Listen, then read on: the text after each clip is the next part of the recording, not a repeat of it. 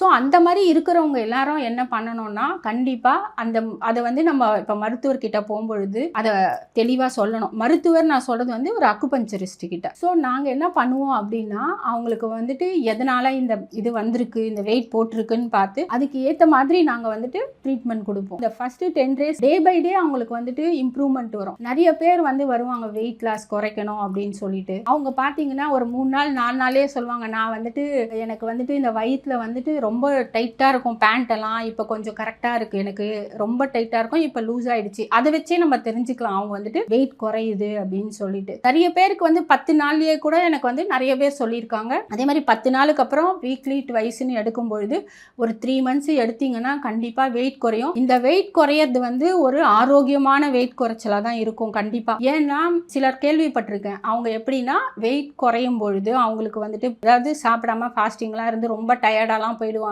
இவ்வளோ சாப்பிடாத அவ்வளோ சாப்பிடாதன்னு சொல்லிட்டு அவங்க ரொம்ப வீக்காக போயிடுவாங்க. ஸோ அந்த மாதிரி எல்லாம் அக்குபங்க்சர் ட்ரீட்மெண்ட் பண்ணும்பொழுது கண்டிப்பாக அந்த மாதிரிலாம் வரவே வராது உங்களுக்கு.